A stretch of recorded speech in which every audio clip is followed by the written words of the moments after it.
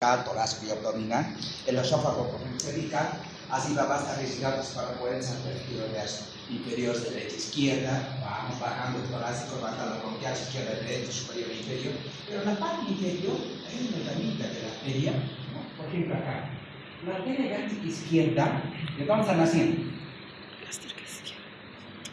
Esta arteria gástrica izquierda va a ayudar el estómago, pero también para eso. Si les preguntara, esta arteria gástrica izquierda que se llama de tronco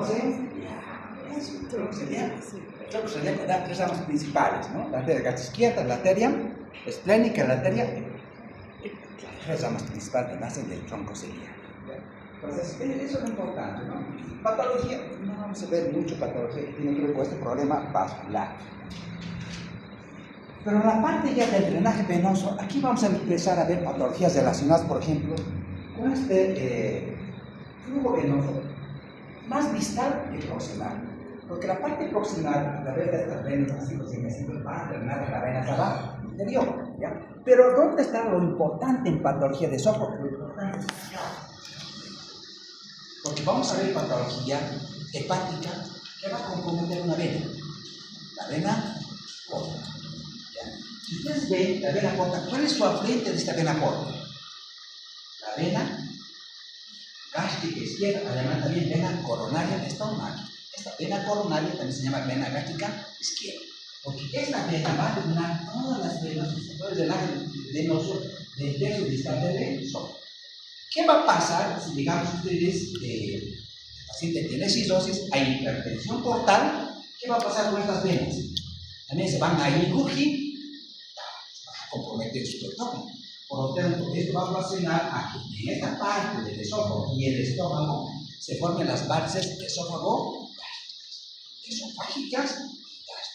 Entonces, esta parte lo vamos a ver mucho con ustedes cuando veamos hígado, hipertensión portal, varices de esófago y sus complicaciones que son las hemorragias. Eso lo vamos a ver. Pero eso es lo más importante de esta parte, ¿no? De la parte del drenaje venoso, pero la parte más distal.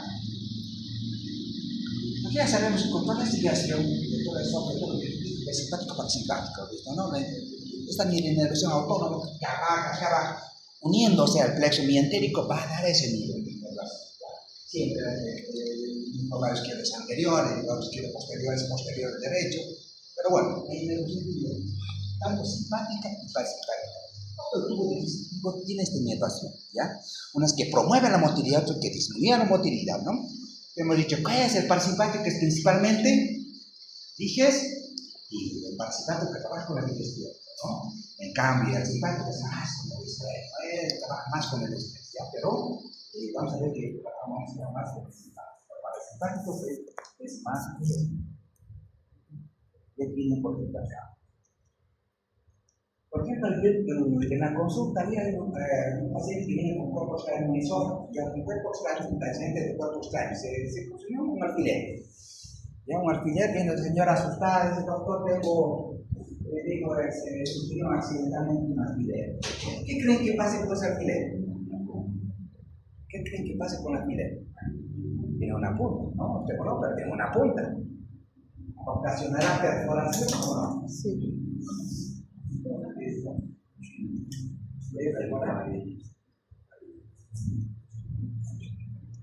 Hemos visto que salen monedas de 2 bolivianos, ¿no? Monedas de 5 bolivianos, alfileres, trampas. Pero uno dice, pero ¿por qué, doctor, no perfora el tubo digestivo? ¿Por qué logra pasar? Imagínense, tiene que pasar todos los esfínteres, ¿no? Todos los esfínteres tienen que pasar hasta ser expulsado. Pero si yo sé la anatomía, ya puedo entender. No se olviden que en la mucosa tenemos receptores, mecanorreceptores, termorreceptores, receptores, tenemos todo tipo de receptores. Estos receptores que están en la mucosa, en el epitelio de la mucosa, ya perciben esa sensación de daño, ¿no? ¿Y qué pasará con esa información? Neuronas sensitivas van a llevar la información hasta el plexo mientero. Y después las otras neuronas motoras van a llevar la información. O sea, A medida que el cuerpo extraño va progresando, es decir, si yo al doctor me voy a pinchar una aguja, pues se va como que alejando del daño, ¿no? Es así, ¿no? Pues, él siente daño y él se va a separar. ¿No? Y el prestativo lo va empujando, lo va produciendo. El prestativo sigue su función. Y el otro se va separando. Y miren, tiene que pasar todo el esfínter, tiene que pasar el esfínter superior, tiene que pasar el pilo, tiene el esfínter. Todos los esfínteres, varios, hasta se expulsan. ¿Qué hacemos nosotros? Solo con un radio, vamos viendo cada día cómo va progresando, ¿no? Doctor, ya está en sopa, pasó al estómago. Sí, está en el sentido delgado, ya tengo.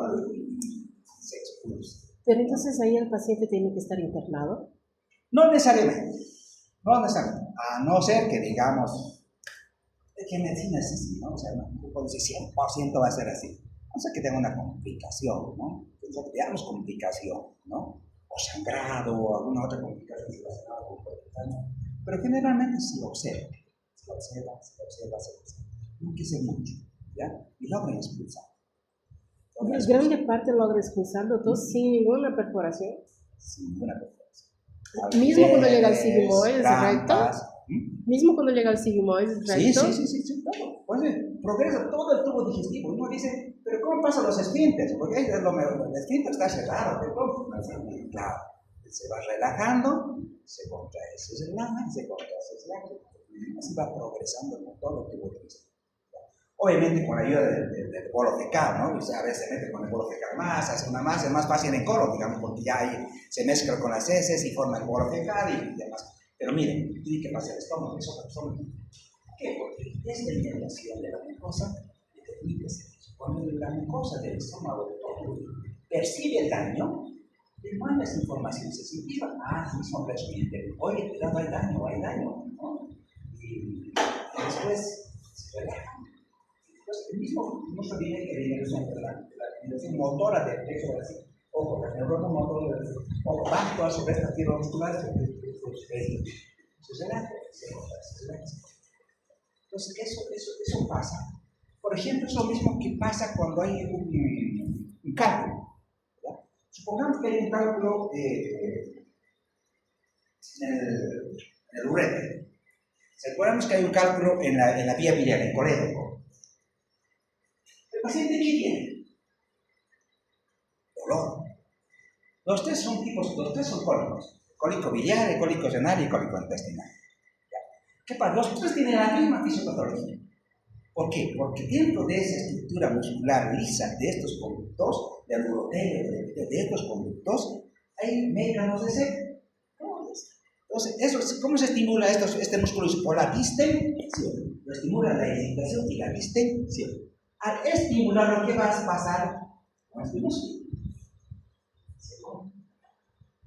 Vamos a tener el dolor de tipo cólico. Y junto con el dolor de tipo cólico hay náuseas y vómitos. Dolor, náuseas y vómitos. Dolor. Los tres tienen lo mismo. El cólico renal tiene dolor, náuseas y vómitos. El cólico tiene dolor, náuseas y vómitos. Inclusive el cólico intestinal tiene dolor, náuseas y vómitos. Entonces está estimulando ya esta parte del tubo del músculo liso del urotelio o del músculo del colédoco. Al estimularse se produce el peristal. ¿Y qué es lo que está haciendo? Él percibe la presencia de un cuerpo extraño en ese lugar. Imagínense, salir de la pelvis al campo, entró al uretre. Entonces, el uretre siente algo extraño ahí. Se distiende y empieza el peristalismo, el dolor. ¿Por qué? Porque él tiene que eliminar ese cuerpo extraño. No lo va a tener ahí, lo tiene que eliminar. Depende, por ejemplo. Es más, ¿por qué, por ejemplo, duele más el cólico renal que el cólico biliar? Porque el diámetro del cólico, del colédoco, es de 5 a 6 milímetros. Es un poquito más grande. En cambio, del uretre es de 3 a 4 milímetros. Entonces sale un claro. ¿Quién va a progresar más fácilmente? El del colédoco. Este no tanto, porque es más estrecho y además tiene 3 estrecheces que tiene que vencer. Entonces, duele más. Por eso el cólico renal es el cólico del dolor de los dolores. En cambio, el cólico biliar es ¿qué más es? ¿Qué importancia tiene eso en la clínica? ¿Es importante o no? Saber eso, la evolución, la cronología de este dolor. Sí, en patología biliar sí es importante. ¿Por qué? Si yo hago seguimiento al dolor, ¿y qué pasa si de repente está con media hora de dolor y de repente pasa? Desaparece el dolor. ¿Qué pasa? ¿Qué pasa con el enfermo?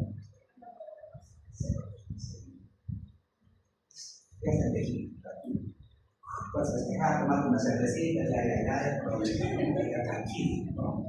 Lo mismo en el cólico biliar. Si el cólico calma, el cálculo progresó por el poliédoco, llegó a duodeno,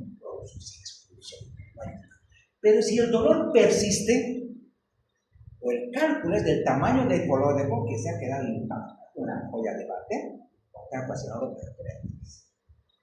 Entonces, cuando el cólico biliar es persistente, está complicado. El cólico está ahí, no logró progresar, o ya te complicó con pancreatitis. Miren la cronología, la importancia de la cronología del dolor.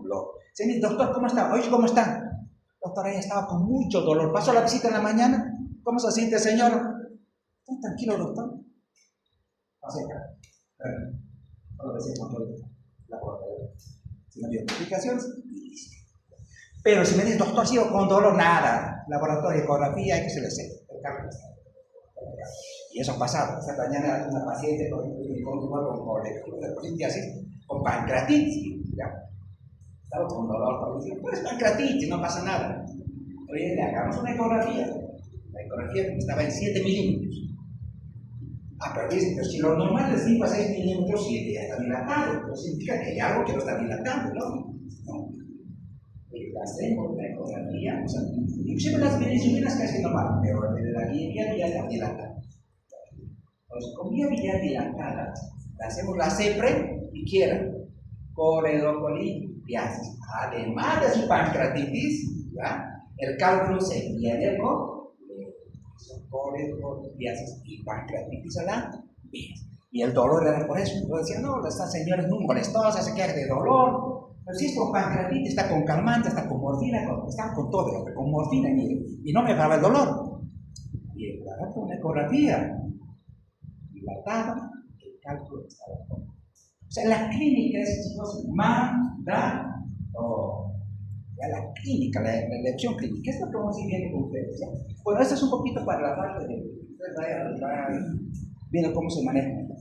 Esto pidiendo esta parte de la anatomía, ¿no?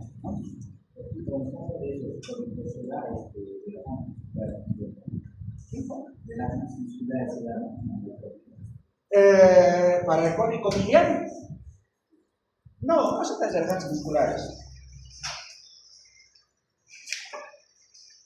¿Por qué nos debería dar? Porque la idea es que el cuerpo, si tú les relajas, lo que conseguirías es que el cálculo permanezca ahí. Lo que tú quieres es que el cálculo se expulse. Y tu cuerpo está haciendo ese trabajo, él lo está expulsando. Entonces, es mejor que él o lo consigue, o al final su objetivo es fracasa. Hasta el final, eso es como, por ejemplo, en las obstrucciones intestinales, ¿no? Digamos, hay una obstrucción de intestino delgado, hay un cólico intestinal intenso hasta que se cansó de tanto peristaltismo hasta que entra en silencio. Se cansó, no pudo, no progresó, ¿no? Pero él logra progresar, él logra evacuar muchas veces, pero si no logra, te lo está indicando, el cólico te está diciendo, hay algo. Si nosotros consiguiéramos relajar, estaríamos como confundidos, es decir, o está bien o está mal, ¿no? En todo caso, sí, mejor es dejar que les cuento que en el 80% de los casos, el organismo logra expulsar el cálculo. Pues a veces no hay que hacer la CEPE. Cuando vamos en páncreas vamos a ver mucho de eso, ¿ya? Porque se hacen las CEPEs innecesarias, porque las mujeres, por ejemplo, hay harto de pancreatitis. Bueno, esta parte del drenaje linfático tiene que ver, ¿por qué? Porque es importante el drenaje linfático, por ejemplo, acá. Este drenaje linfático del esófago es importante, ¿por qué? Porque gracias a estas redes, el linfático, las mucosas muscular, que todos tenemos un poquito torácico. Esta rica innervación linfática, junto con la presencia de solamente la adventicia en el esófago, hace que los cánceres del esófago se diseminen fácil, tanto a la parte superior como a la parte inferior. Entonces, por eso tienen mal pronóstico los cánceres del esófago. Imagínense, el cirujano tiene que entrar a resecar una parte del esófago, pero tiene que también resecar todo el plano linfático, tiene que hacer una linfadentomía radical, tiene que sacar todo el plano linfático más una parte del esófago. Siendo así, ya dice, ¿ya? Su pronóstico es malo. Los cánceres de esófago es crónico porque tienen una rica inervación linfática. Bueno, ¿esto de la función del esófago es importante o no? Lo vimos esto, pero ¿qué importancia tiene, por ejemplo, realmente la fisiología dice, ¿no? ¿Cuál es la función principal del esófago? ¿Cuál es la función principal del esófago? La comunicación. Transportar bolo, ¿no? Esto, o sea, tiene que transportar bolo. Desde lo que yo hablo es transportar. Después de transporte, ¿no? Pero ¿qué además? Una función. Segunda función sería evitar el seno. No tiene que evitar eso. Tenemos el esfínter esofágico inferior. Y como ustedes vimos en fisiología, decimos que el esfínter esofágico es músculo liso 1 centímetro hasta 3 centímetros antes de su unión al estómago. El músculo esfínter es liso. Pero vamos a ver que este esófago no es tan simple, la estructura no es tan simple. Vamos a ver cómo funciona. Porque hay una patología que está relacionada con el esfínter esofágico inferior, con la disfunción del esfínter esofágico. ¿Qué patología está asociada con la disfunción de este esfínter? La enfermedad de flujo gaseoso, ¿no? Ya. Vamos a hablar, cuando hablemos de esto, vamos a ver de la base de flujo, vamos a ver de todo eso, vamos a ver de la estructura del esfínter, ¿ya? Y la patología un poquito de la aire. Entonces, tiene que transportar el bolo, tiene que evitar ese flujo, pero hay una tercera función importante. ¿Cuál es? El aclaramiento, eso. ¿Por qué es importante esto? Porque no se olviden que ustedes muchas veces tenemos un reflujo fisiológico, ¿no? Patológico, pues fisiológico. Por el tipo de dieta que hacemos, chocolate, grasa, café, alcohol, hay un reflujo porque no se olviden que estos, el café, el chocolate, el cereal, y al relajar el esfínter esofágico, ¿qué vamos a hacer? Se flujo. A veces ahí está el problema, ese flujo. ¿Qué hace el esófago? Hace limpieza. Miren, entonces hemos visto que la mucosa del esófago tiene 2 tipos de estímulos, ¿no? Él se estimula por estímulos por la distensión y por la irritación. Pero el principal estímulo, si se acuerdan, decíamos en fisiología, era la distensión, ¿ya? Porque los alimentos se distienden y progresan. El principal estímulo de toda esta mucosa era la distensión, pero también es la irritación, ¿ya? Porque ¿qué es lo que está defluyendo del estómago hacia el esófago?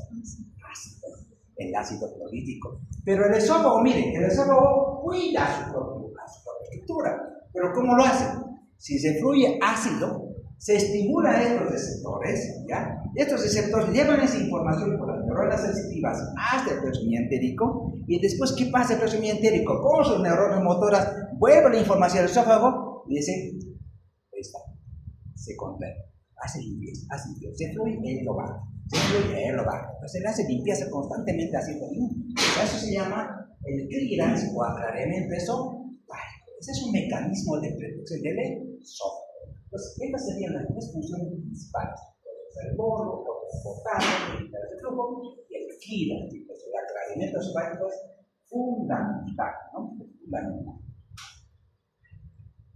Entonces, aquí está, miren, el esófago muchas veces se fluye el ácido, entonces bajo ese mecanismo intrínseco, ya hormonal, de ese tiempo, hace que haya un estatuto secundario porque es vacío. Sobre el ácido, ese ácido recibe el esófago esa sensación, esa presencia, inmediatamente hay un estatuto secundario que lo baja. Esa es la tercera función importante, que a veces no nos indican, solo dicen, el esófago solamente transporta, el esófago solamente evita ese flujo. No, ese aclaramiento esofágico. Esa es la tercera función, chicos, importante, que no lo describen mucho. Después, ¿qué más? Esto vamos a ver un poquito cuando veamos esa parte de la inervación, vamos a ver cuando la vemos de acalasia, vamos a ver un poquito más a profundidad esta parte. esta inervación terminal, por ejemplo, el esófago parasimpática, ¿ya? Tiene dos terminaciones, ¿ya? Unas excitatorias y unas inhibitorias. Las inhibitoras, las que relajan este músculo, por ejemplo, son las que están compuestas de las neuronas que tienen dos neurotransmisores, ¿ya? Por ejemplo, el PIB y el óxido nítrico. Estos relajan el músculo. Pero esa es la parte inhibitoria. La parte excitatoria tiene que ver con la acetilcolina, ¿ya? Esta es la que excita, contrae ese músculo. ¿Qué pasa con la calasia? ¿Qué neuronas se pierden? Primero se van perdiendo las neuronas inhibitorias, las que relajan. Por tanto, persisten más las neuronas excitatorias y el esófago no se relaja. Por eso hay falta de relajación del esfínter esofágico inferior y dilatación del esófago. Por eso se caracteriza la calasia, ¿ya? Pero de eso vamos a hablar un poquito cuando veamos más esta parte de la patología del esófago, pero relacionado con esta inervación, ya con la calasia. Vamos a ver esta inervación, ahí vamos a profundizar un poquito más para que ustedes puedan entender por qué no se relaja esta parte del esfínter esofágico inferior. ¿Esto será importante o no? Bueno, hay alguna información que necesitan saber, sí necesitan saber. Por ejemplo, hemos visto con ustedes que el esfínter esofágico inferior tiene una presión de contracción. Cuando veamos trastornos de la movilidad del esófago, vamos a hablar de manometría. Vamos a medir, no se olviden que la fuerza de contracción del esófago se mide en milímetros de mercurio. La fuerza de contracción, porque es mano, vamos a medir la fuerza de contracción, ¿ya?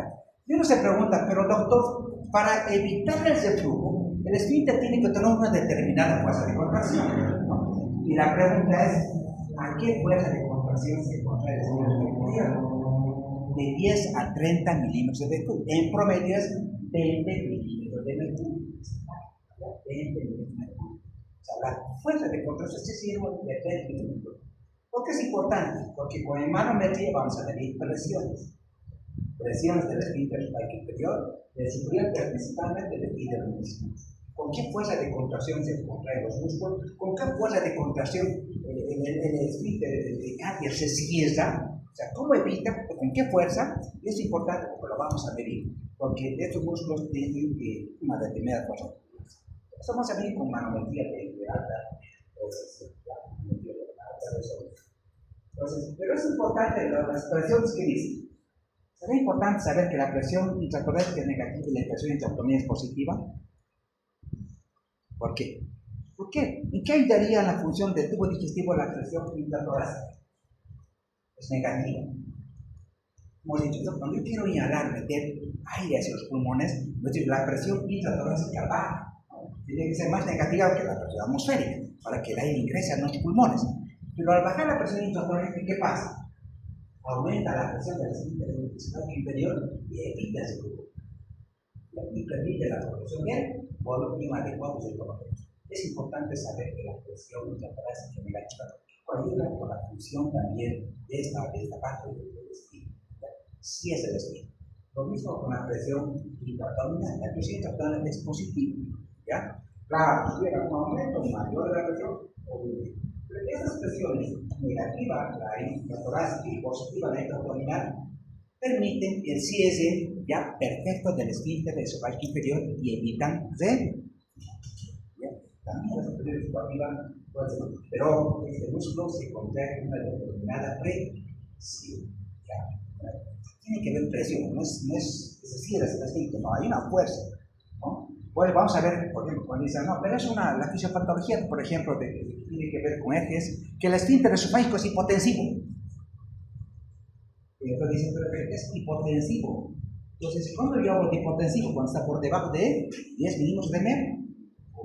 Pues ahí es donde yo tengo que saber, sí, no sé, la presión normal es de 10 a 30, promedio 20, voy a decir, el problema está en la presión, la fuerza de contracción, no se contrae una determinada presión. Y dicen, por manometría te dicen, es hipotensivo. ¿Y cuánto es hipotensivo? Cuando la presión está por debajo de 10 milímetros de mercurio. Pues estos parámetros tengo que irlos sabiendo para entender un poquito la fisiopatología. Pero eso vamos a ir viendo cuando vemos cada una de estas patologías. Bueno, entonces después vamos a ver esa parte de las energías de esófago que tiene que ver con todos los síntomas, ¿no? ¿Por qué es importante conocer los síntomas? Claro, yo tengo que saber el concepto, sí, pero la implicación clínica también. O sea, no me sirve nada memorizar. Ya, no me sirve, digamos, ¿de qué es el efecto? O sea, por ejemplo, onirofagia, ¿qué es? Dolor. No puedo confundir con disfagia, imposible, porque tiene implicaciones diferentes. No es lo mismo, ¿verdad? Pero nomás, ¿qué te traduce el dolor? Lesión de la mucosa. No se olviden que ustedes tienen, por ejemplo, una faringitis que dicen, doctor, tengo dolor en la garganta. Tengo oído, que porque hay lesión de esa mucosa, está inflamada por el proceso infeccioso viral, ¿no? Pero hay una inflamación, hay dolor. Pero traduce solo lesión de la mucosa. Pero si yo me si el paciente, yo identifico que mi paciente tiene, por ejemplo, disfagia, no, pues disfagia es otra cosa, ya es un síntoma de alano, porque me está indicando dificultad en la deglución. O sea, no puedo deglutir, algo está haciendo que no puedo deglutir, no puedo progresar. Dice, doctor, trago hasta acá, pero siento las abuelitas, ¿no? Dicen, basta, señor. Doctor, no voy a pasar, pero aquí se me queda la comida. Y empiezo a tener cialorrea, y de repente no puedo. Respirar lo puedo, pero la comida siento como que acá se me queda. ¿Qué significa? Atraganta. Si no logra progresar y está acá, está cerca la unión del esófago con el estómago, en la parte distal, ¿qué patologías están relacionadas con ese síntoma que manifiesta la paciente? ¿Qué patología sería?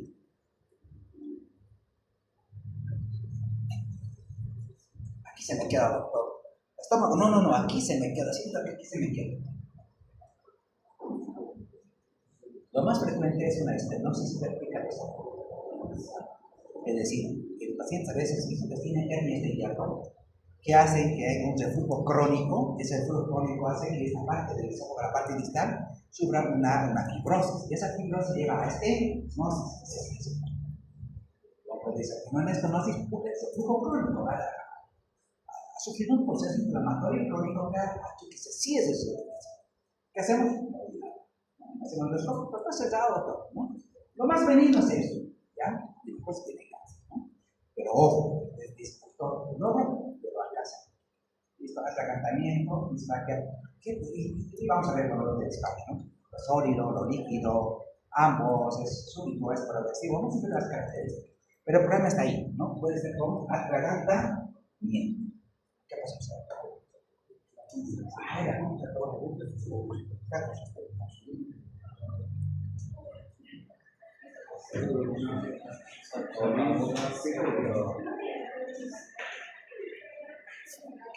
tiene una connotación, ¿ya? ¿Es importante saber el concepto? Sí. ¿La implicación clínica? Sí. A mí me interesa más la implicación clínica, no solamente el beneficio del concepto, pero debo saber, porque si no, no voy a hacer eso. Entonces, ¿qué es? ¿Qué me está indicando? ¿Qué es? ¿Pero qué me está indicando? Por ejemplo, si me dice pirosis, el concepto es una acción que me ocurrente del retroesternal, pero ¿qué implica? Se fluye. Ahí se fluye. Pirosis, que más o menos acá tiene ese flujo. ¿Ya? Ahora voy a ver qué tipo de ese flujo. Es una flujo de larga data. Pues puede ver, ¿no? Me dice ese flujo. Exposición del esófago al ácido, se fluye. La pirosis está indicando, lo mismo que la disfagia dice, cuidado, hay algo que está haciendo, te está indicando, ¿no? Te está indicando, pensar, hay algo, no falla, sino de alarma, eso siempre hay que dolor torácico, después de trastorno motor, muchas veces vamos a ver con trastorno motor, que también se presenta dolor torácico, pero hay que descartar con cardiopatía, desde que quita de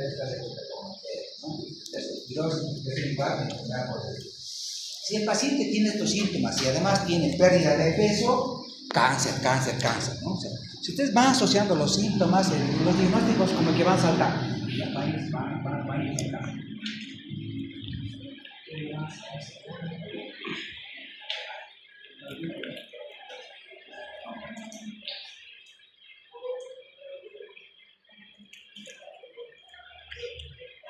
Bueno, aquí hacemos una próxima clase. ¿Quién está en la lista de primero?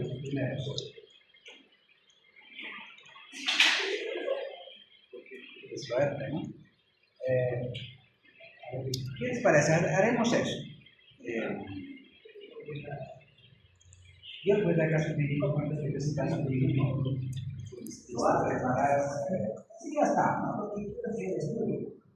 Eso ustedes se van a buscar en caso clínico. Lo que va a hacer caso clínico, por ejemplo, ya lo voy a hacer la presentación. Lo que va a hacer el doctor es estudiar el caso clínico, lo que pasa en este caso clínico. El caso clínico debe ser muy interesante. Vamos a ver el diagnóstico. Vamos a analizar su laboratorio y todo, ¿no?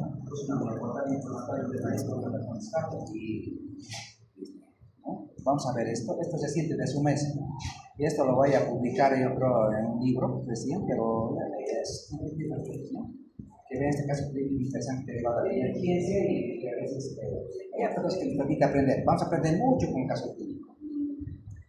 Entonces, tú lo prepararías, te paso esto, lo preparas. Y ¿cuántos me preguntas? Y sobre eso vamos a 15 segundos. Un minuto. ¿Sí? ¿Vale? ¿Segundo quiere decir? ¿O quiere por parejas? Él es uno de los primeros, doctor. ¿Sí? Yo soy el cuarto. ¿Qué es el segundo? Anaí. Anaí Andreas. No está. Yo ya Ya, preparen el caso clínico los dos. Vamos a ver. Sobre eso yo lo voy a dar sobre el tema, no hay problema, eso vamos a escoger. para la próxima clase. Sí, para la próxima clase. ¿Ya? La sesión del tema de la carrera. Pues tienen tarea para la próxima clase, es su Mapa conceptual. ¿Ya? Sí, yo estoy de acá. Te voy a pasar. ¿Quién es ahora? ¿Quién es el coordinador? ¿Quién es?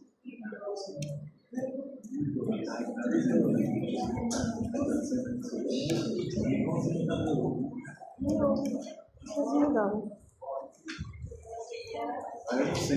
Sí. no mucho. Aquí le voy a pasar todo.